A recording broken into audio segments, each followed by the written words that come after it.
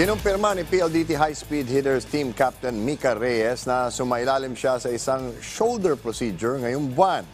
Gayunpaman, inihayag din niyang patuloy pa rin ang suportang ibibigay niya sa kanyang koponan na sasabak sa bagong season ng Premier Volleyball League sa Pebrero.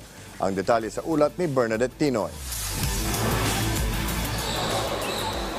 Kasalukuyang naghahanda ang PLDT High Speed Hitters para sa nalalapit na Premier Volleyball League Tournament. Subalit kinumpirma ni High Speed Hitters Team Captain Mika Reyes na sumailalim siya sa shoulder surgery ngayong Enero at magpapagaling na muna ng ilang buwan.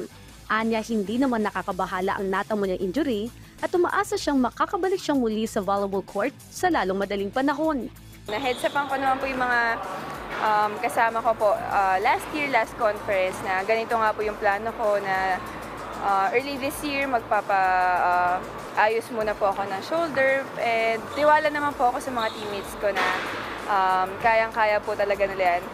Masaya rin si Mika na muli niyang makakasama ang dating teammates sa DLSU Lady Spikers na sina Kiana D, Majoy Barod at Kim Fajardo. Tiwala rin siyang malaki ang maiaambag nila sa koponan. Nung tinanong nga po ako kung okay daw ba, sabi ko, di na dapat tanawin yun. Sobrang okay po talaga and I'm very, very happy na finally, ang tagal ko na rin po kasi sila ini-encourage na pumunta dito sa team and finally nabigyan po talaga nila ng time na pag-isipan and nandito na po sila ngayon. Ayon naman kay High Speed Hitters head coach Ronald Ricofort, sa ngayon ay kailangan nilang punan ng posisyong ginagampanan ni Mika bilang paghahanda sa 2024 PVL season. Bukod pa rito ang adjustments na kupunan sa mga bagong manlalaro. Natural leader si Mika, siya naman yung for so long, siya naman yung nandyan sa pwesto na yan. So I think kailangan lang mag-develop ng new leaders. Saka yun, mapunan yung mga maliliit na bagay na naaambag ni Mika on and off the court. Nang tanungin naman si Coach Ral kung sino ang posibleng maging team captain ng koponan, ito ang kanyang naging sagot.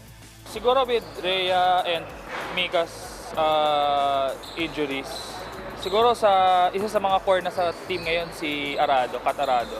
So we're looking forward na siya yung maging new leader ng team. Nagpasalamat naman si Mika sa lahat ng patuloy na sumusubaybay sa kanya at hiniling sa fans na muling suportahan ng koponan sa darating na liga. First of all, happy New Year po and hindi nyo man po ako makikita ngayon sa loob ng court pero abangan nyo po ako, nasa labas po ako, kasama po ako sa audience ngayon. Magkikita pa rin po tayo and sana po supportahan nyo pa rin po ang PLDT High Speed Hitters. Bagamat may mga bagong manlalaro ang PLDT High Speed Hitters, hindi naman ito naging hadlang para paghandaan ng koponan ang nalalapit na season ng Premier Volleyball League ngayong taon. Bernadette Tinoy para sa Bayan.